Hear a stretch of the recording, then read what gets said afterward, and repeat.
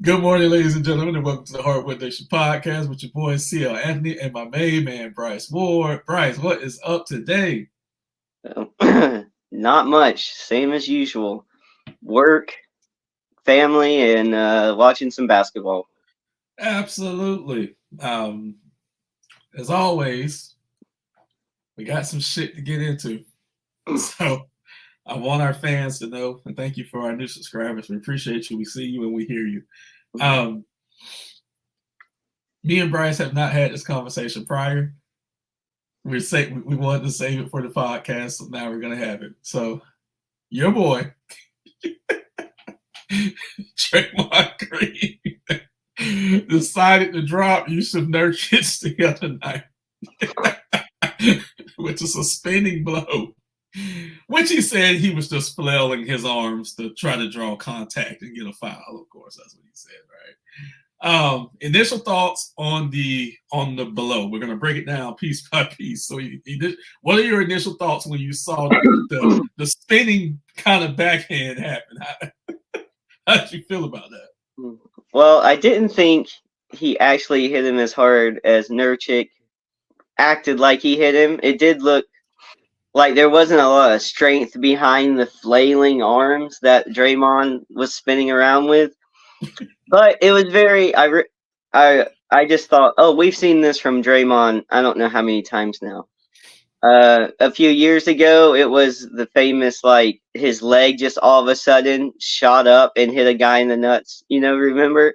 Like his leg just went up for no reason. He's like, I was like falling or something. Everyone's like, what are you talking about?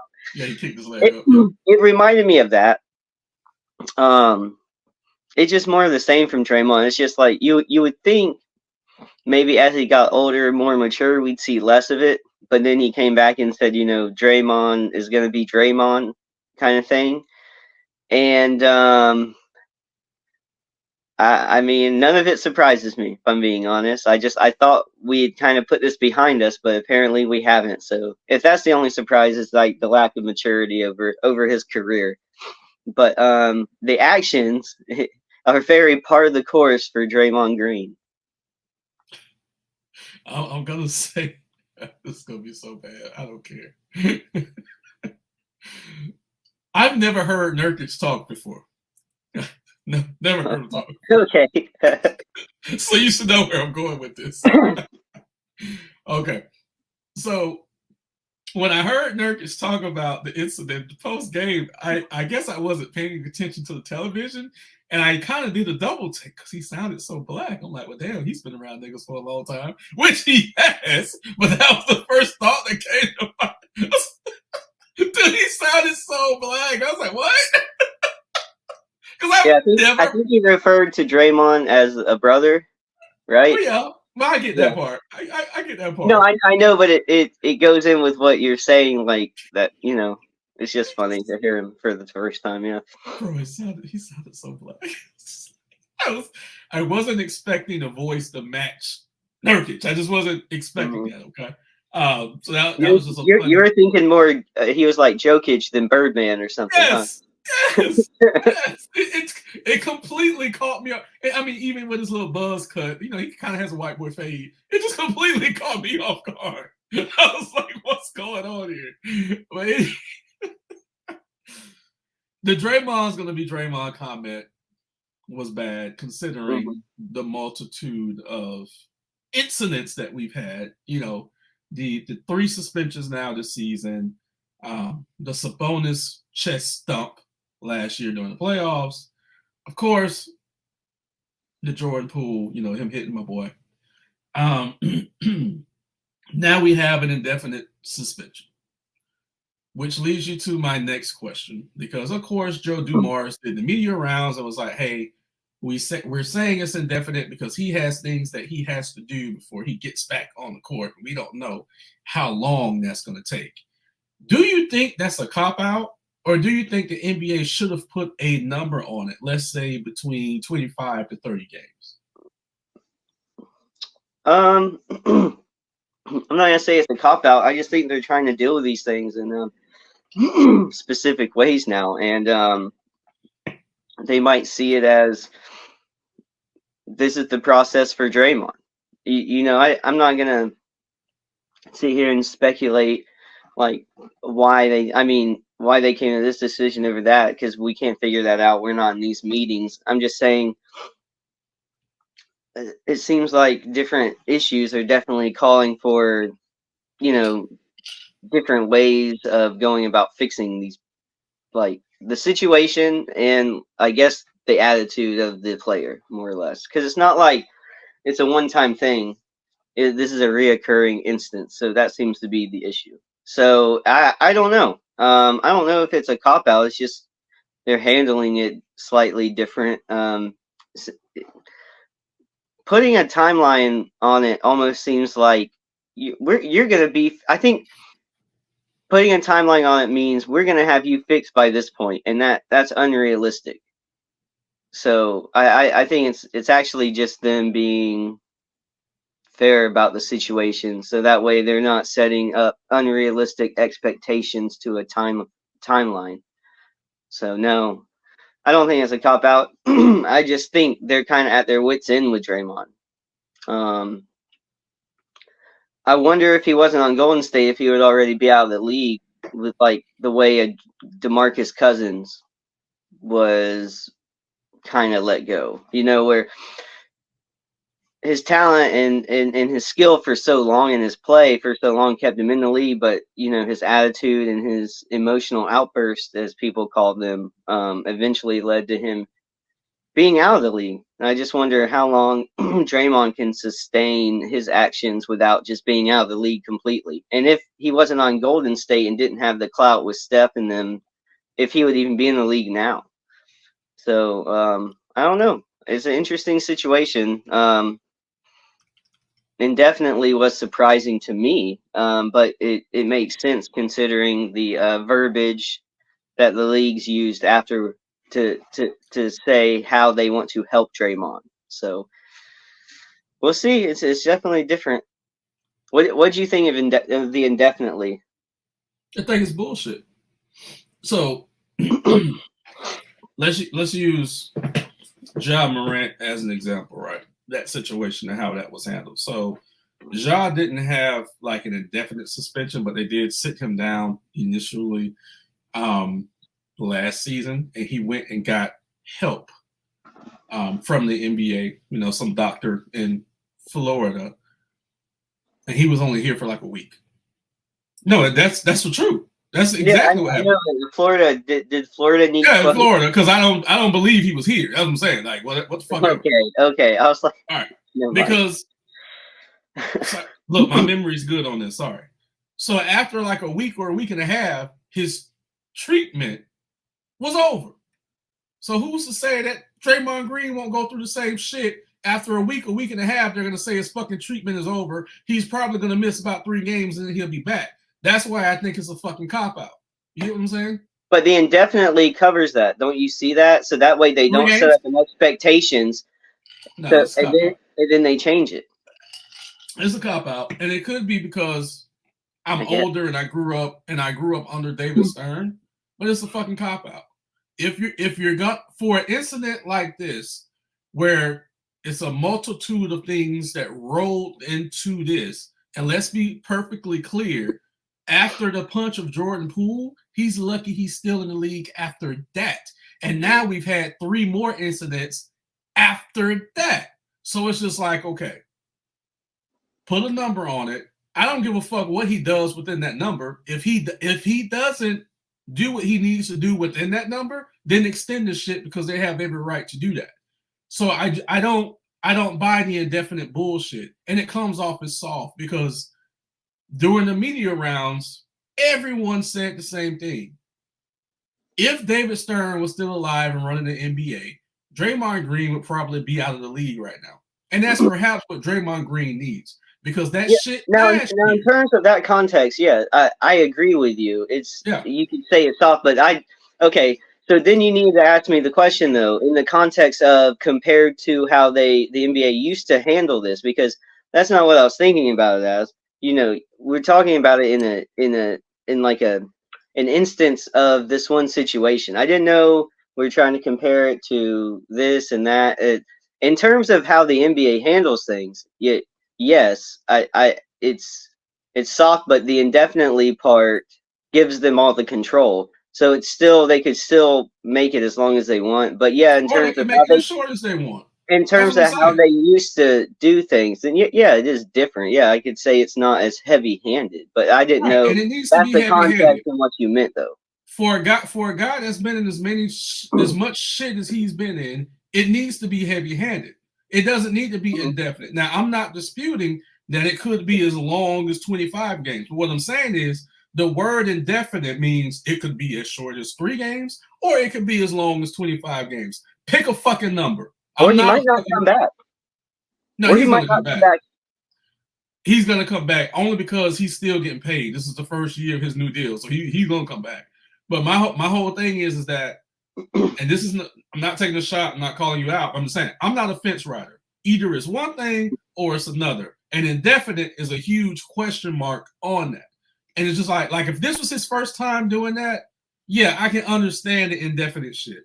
But after Jordan Poole, when you're on camera, okay, clocking the fuck out of your teammate, which derailed your entire season. And don't get me wrong, I'm not saying Jordan Poole is innocent in this, but it was just an ugly look. It was just an ugly look.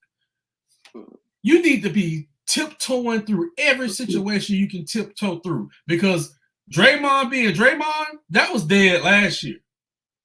That was done with last year. Okay. If I'm Sabonis and I'm on the floor and you stump me on my fucking chest, we're fighting. Yeah. If I'm Rudy Gobert and you putting your arm around my neck, choking me and taking me down, oh, we fighting when I get back up. You get what I'm saying? Mm-hmm. If I'm Nurkic, yeah, he fell down like a ton of bricks and laid there for a little while. But once I get back up, we fighting. Draymond should have it should be a zero. It should have been a zero tolerance last year. That should have came down last year. He should have been suspended for a lot long. I think he got 5 games last year. Lord have mercy. You just have to come to the realization that we're not in the old era of the old association that you're used to. I'm not saying, I'm just saying this commissioner isn't going to be as heavy-handed as David Stern was. It doesn't matter, but here's the deal. If you see a problem, and if you see a continuous problem, you either stop it or you let it go. Don't do this soft bullshit. You either stop it or you let it go. So if you do something soft, which we don't know what they're going to do this time, but if you do something soft this time, then the next time he does something, you might as well not even say shit. Like the Golden State Warriors, right? Because they should have been the first ones to sit his ass down. Let's be real. But as you always say, winning cures everything, right? Winning cures everything. If you don't win, though, he'll be gone.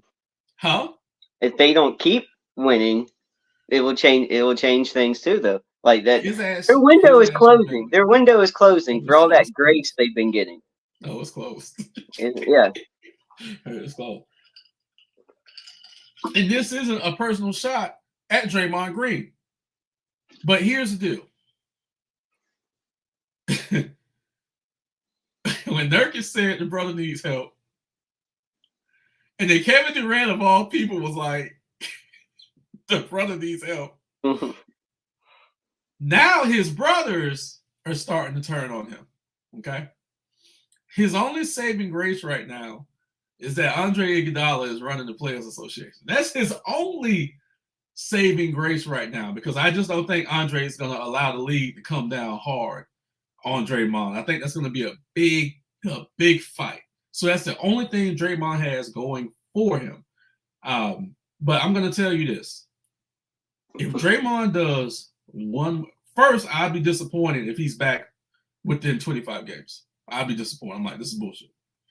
Secondly, the next time, I swear to God, the next time, if I'm a ref, let me back up.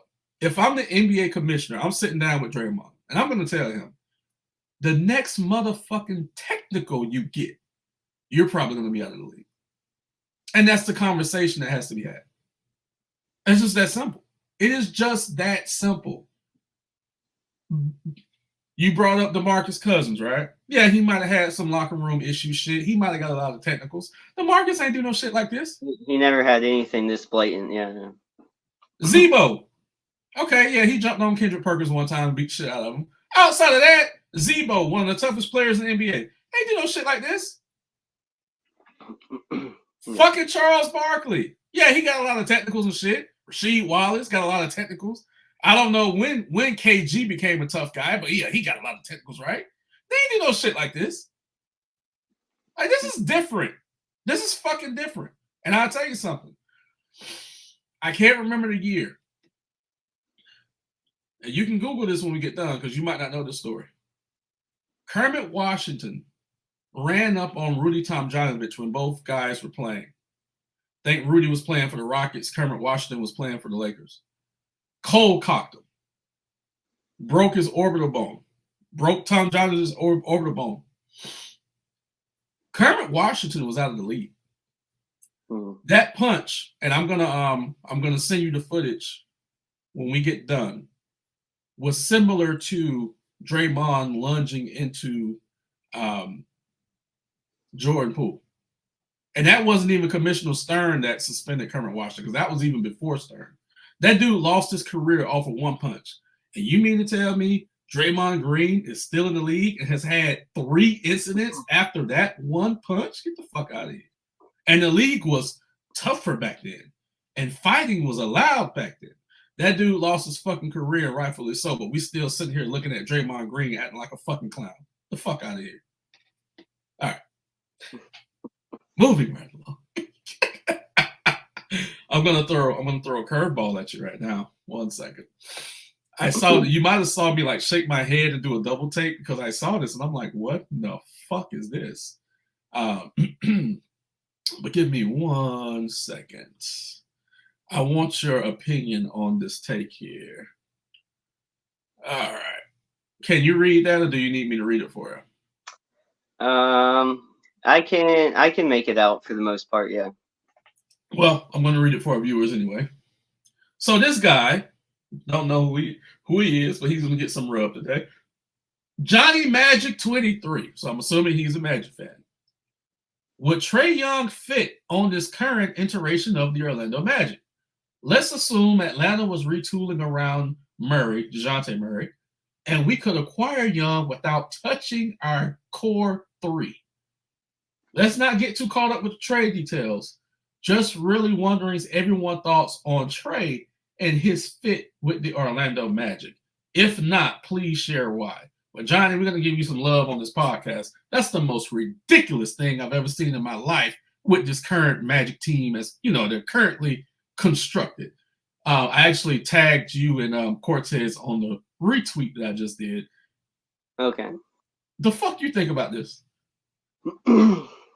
This is we're gonna be seeing a lot of odd trade ideas for the Magic this season from people who are trying to get in on the hype train that will be the Magic throughout the season. You know what it is everybody knows that we need shooting. A lot of people who don't watch us would say, you know, we need a specific kind of guard, maybe even a specific type of point guard.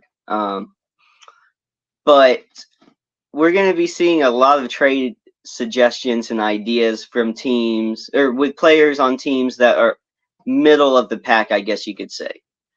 And for the first time ever, or for the first time in a long time, Orlando might actually be a destination where people aren't just closing the door on the idea of going to.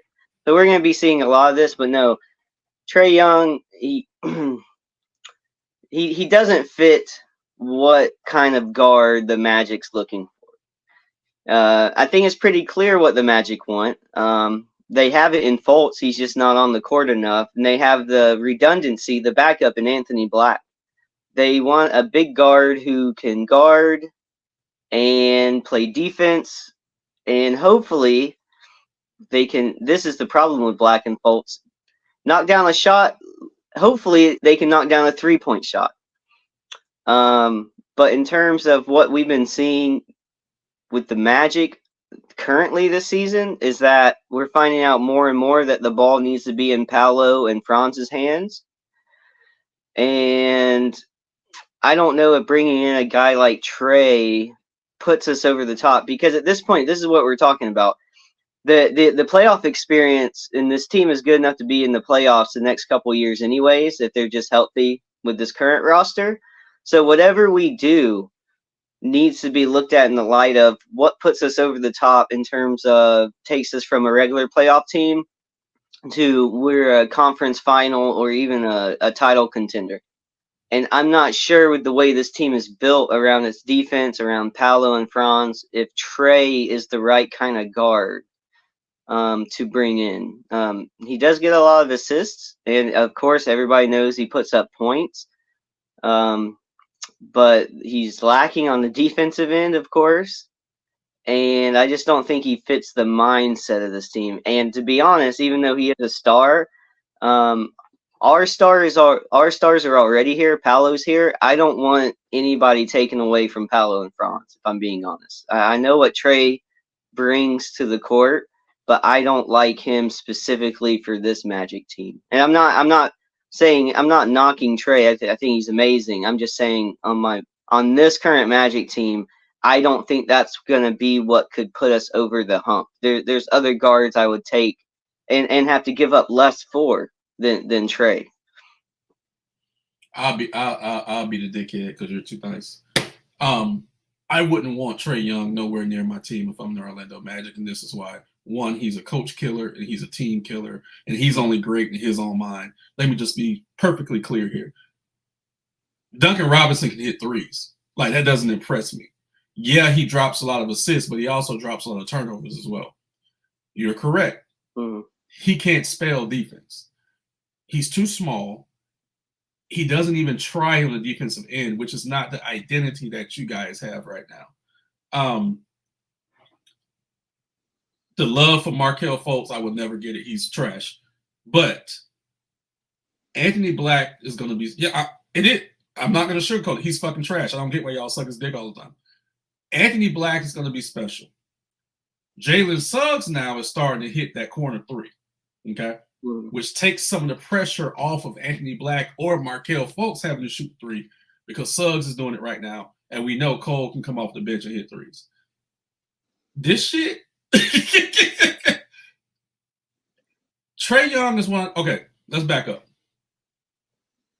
You guys had Vince Carter for a long time, and I'm not talking about the Vince Carter Magic years. But Vince Carter was one of those NBA players who was flashy and put up a lot of points and did absolutely zero for the NBA. Nothing. Like, nothing. You never thought Vince Carter was going to help a team win a championship. Ever. And Trae Young right now is in that boat. Like, he's not great. He's not a great player. He's a decent player who has one thing going for him. He's not Stephen Curry. He'll never be Stephen Curry. He doesn't need to be nowhere near this team, okay? You guys are good as you are.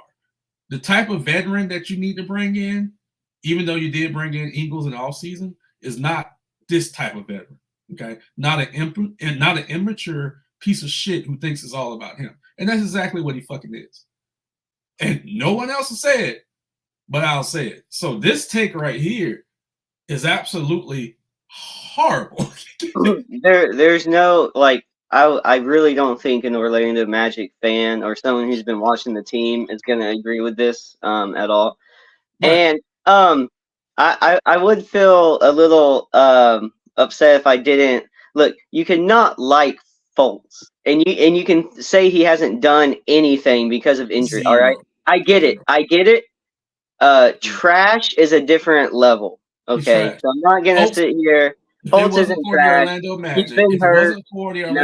He had a great season last year when he was healthy. He's not trash. He paces a team. He's a smart player. He's a smart point guard. He's been hurt. He isn't trash. Whether or not we keep him is different. He's not trash. Not going to keep him. He's not going to start when he comes back. If he starts when he's come back, if he ramps up if he's healthy and he ramps up his minutes, he's going to start because he's better than Black. right now. Is In it terms of drastic? running the team, he's better than Black. Is it Black can drastic? only cut and stand in the corner. I love Black. I love his defense. I love He what plays he's defense gonna better than be. Fultz. He's not as good as Fultz running the offense right now. He plays defense better than Fultz. He can learn how to run the offense, and you don't want to break up the continuity that you guys have. I know, but when Fultz comes back, he's gonna be better. He's gonna make our offense better when he comes back.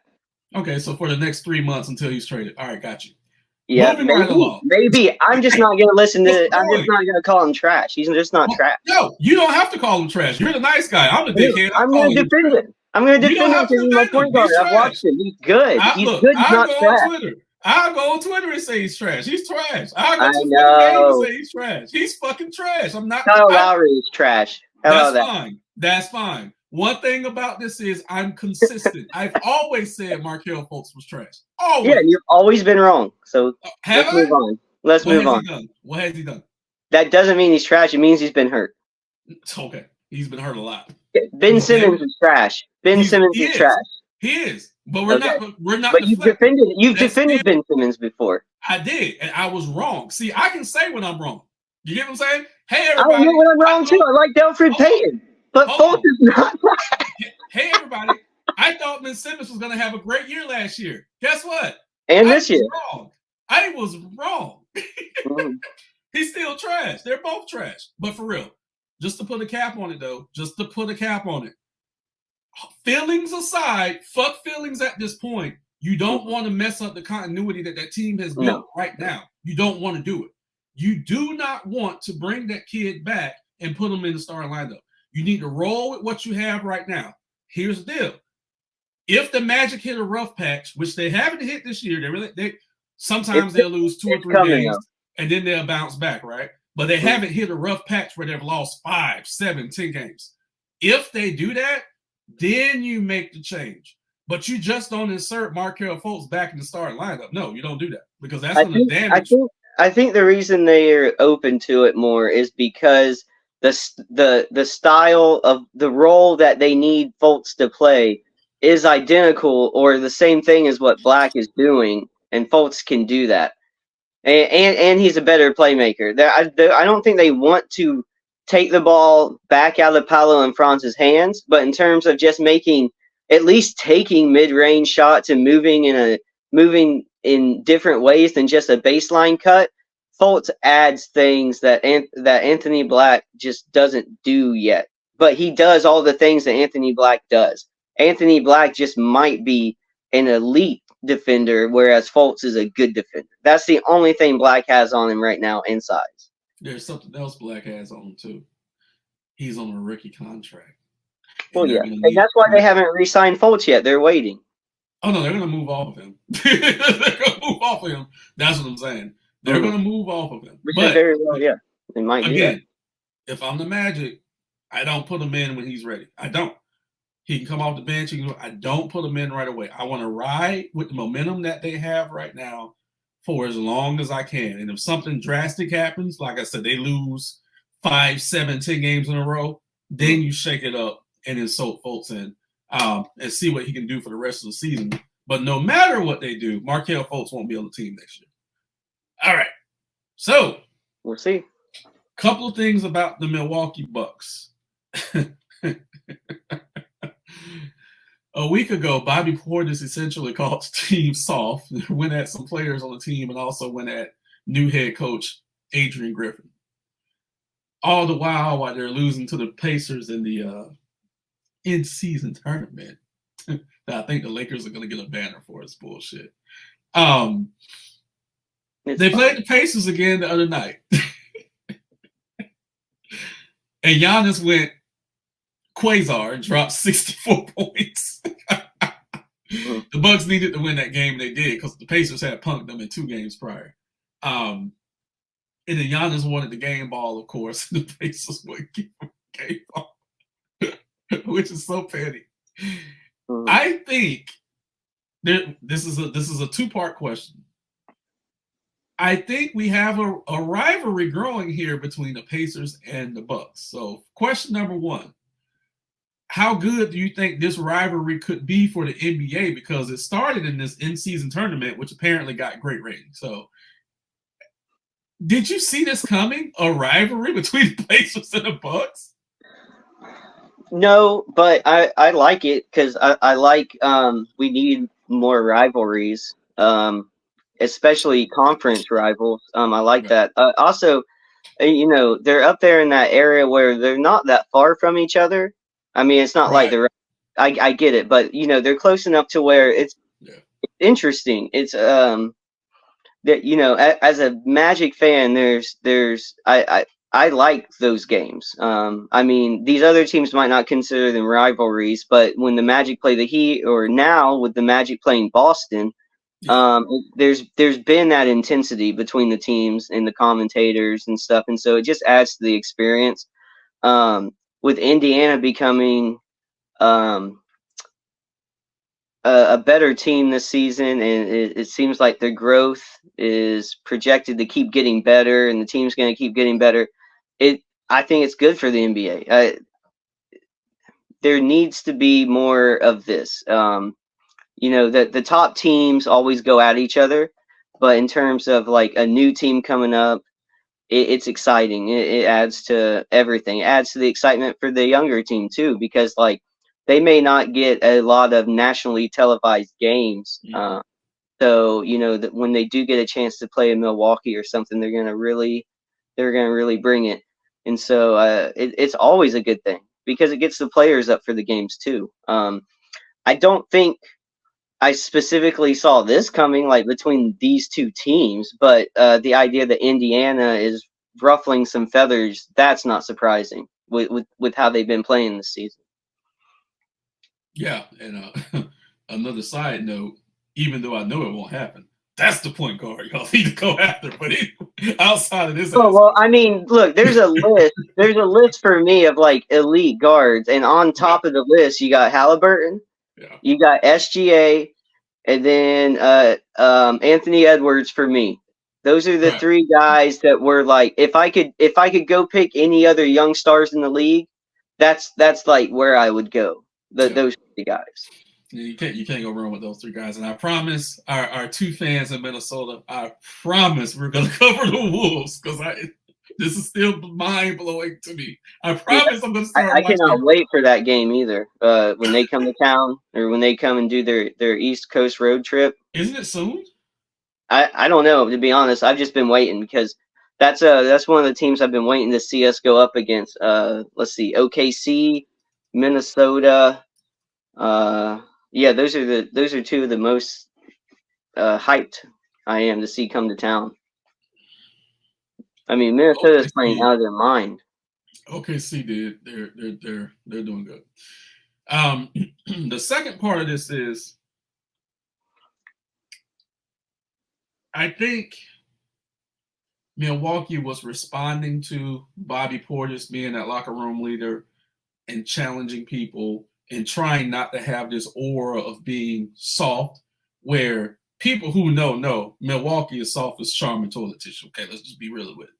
And Damian is great. We know that, but he's not necessarily a tough guy, right? So I think Bobby Portis kind of challenging the team also led to. I've never seen Giannis be so aggressive and trying to get to a locker room. Like I've never seen that from Giannis, right? It was just a different look. And apparently there was a player confrontation in the hallway to where the Bucks were trying to get the ball and the Pacers wouldn't let the Bucks players in the locker room. Okay. We don't see this from Milwaukee. Right. And I think it's connected to Bobby Portis calling out the team. So I'm not mad at it. I'm really not, because it's an edge that Milwaukee does need because they have been punked now by the Pacers. And then we already know about the Heat. I'm not going to get into that. So do you think that this,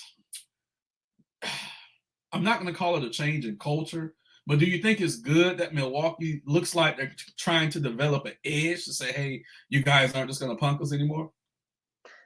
Oh, yeah, because I think that's the only other thing that team really needs, and just making adjustments, right? The right kind of X's and O's adjustments you might need in the playoffs that may have been lacking in previous seasons. So it's like a mental edge and just some flexibility is really all they needed. Even before Dame, that's you could have argued that's really all they needed. They had all the tools. They had all the assets you need to win a championship. They have won a championship. So, yeah, that's really all they needed. I mean, I don't mean to keep bringing it back to this, but watching what Coach Mosley has done with Orlando, the reason I bring it back to that is because I've been able to keep such a close eye on it that I understand what the idea of the culture that the coach is setting down mindset wise from the team, how important that can be in terms of how you want to play basketball. So if it's not going to come from their coach, which we'll see how that guy handles that team in the playoffs, then you have the player personnel. You have the Bobby Portis Jr. in there who's going to be that guy who voices, I guess, what his issue is with the team. And if they can have that competitive edge more or have that, aggressive attitude, then that'll add something to Milwaukee because they're big enough and they have the talent enough to win whatever they want to win. They just can't buckle under pressure and they can't buckle under certain teams. And what's weird is with who they do have on their team to continue to have the same issues with the same teams every year. You would think they would overcome some of that, but it hasn't really happened yet. It's only happened the one time when they won the championship. Right. So it's interesting. But then again, you could say the same for Boston.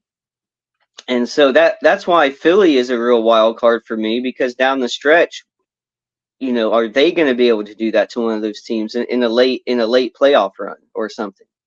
Or even because just being new to the show, can the Pacers or the Magic punk one of these teams that are just not expecting the aggressiveness? Like, it's how the Heat, kind of get through some of these series when some of your top players are hurt. It's just you just out grit the other team, and so it's definitely something Milwaukee needed. But I still say it's early enough in the season. Let's see if this sticks because they might have to have another meeting by the end of the season. I'm just saying that's why, like, when you brought up the rough patch for the Magic, it's happening now. Whether or not we win these games coming up in December and January, this is the rough patch of the schedule. And I don't know if Milwaukee has already went through that or they still have to come through it. But it's not even Christmas. I know we're getting close to Christmas. But just because you have this attitude right now doesn't mean you're going to have it riding into the playoffs. So it's like, can you sustain this for the whole season? And can you take on this new identity into the playoffs? Maybe, maybe not. We'll see. I also think they get better just chemistry wise throughout the season. So if they can keep up the toughness and they can keep getting better, with the offense, the way they want to move the ball around, because I don't know how great they are working through each other right now. That Dame and Giannis. I don't know if that gets better. You know what I mean? But the possibility is there. But we'll see. It's a long season. We're not even halfway through it. So if they can keep it up, they're title contenders. But let's see, because they haven't really proven that they can do it every season. They've done it really one time. It'll be fun to watch. The offense isn't the problem in Milwaukee. They can score points. I mean, they ran Detroit out of the building last night. They can score points. It's just defensively, and like you said, that grit that they haven't displayed a lot. And the one time they did, let's just be honest, that was a quick turnaround from the bubble. That just they beat a team with no legs. I'm gonna say this about the East, and this is not me chest bumping my team or whatnot, because I know you mentioned Philly. We haven't really seen Philly and Milwaukee in the playoffs, and we really haven't seen a lot of Philly and Boston in the playoffs. We did see it last year, I believe, yeah. But we haven't seen it a lot because Miami's always got to one of the other first and took them out. I said in the offseason, Philly on paper, and this was even before the James Harden trade, is the most consistent team, 1 through 15 in the East, and I still say that. Right now, they're third, but they've won 6 straight games. Boston is first. Boston's been consistent all year. Mm-hmm. Milwaukee got off to a rough patch, but they're second now. Philly's third. Orlando is fourth. Miami is fifth, and the New York Knicks are sixth. Outside of the Pacers, who are seventh, easing up in the top 6, I think this is going to be our top 6 from what I've seen so far. Okay, I'll throw you a bone. As many times as I've said, no one wants to play the Heat in the first round. You can book it. You can text Cortez. I don't care. Orlando's 4, Miami's 5. I do not want to see y'all in the first round. I don't. Okay? I want no part of it. I don't want to deal with y'all. I fucking hate y'all. That's going to be a tough series. I don't want it. So I need Miami to do something. Okay? The way that we play is going to be a grind for any team first round. I don't want it. I don't. Look, and it would be great for the NBA, and it would be great for Florida. It's only happened one time, back when the first round was 5 games. It went 5 games, and we got lucky and won. I don't want y'all in the first round. And we haven't played each other this season, but that's not a series that I think either. I don't think you guys close this out in like 5 games or anything either. I think maybe you guys win the series because this is our first time back, but that's going like 6 or 7 games. Yeah, this is go 7. This is go 7. I'm throwing you a bone now. You take the fucking bone. I'm throwing you a fucking bone. Take it.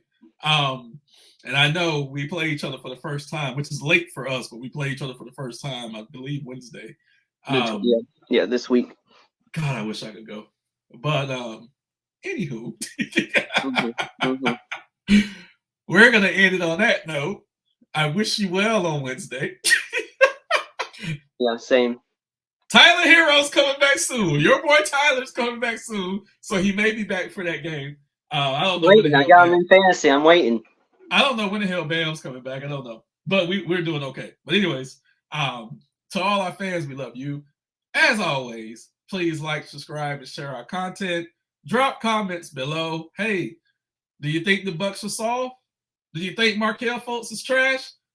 Let us know. Please let us know about Markelle Fultz. We want to read all the comments and we'll respond to them. I will not listen. It's like Westbrook for me. I'm not going to listen to any Fultz slander out here. I'll defend him forever. Everyone stay safe, and we are out.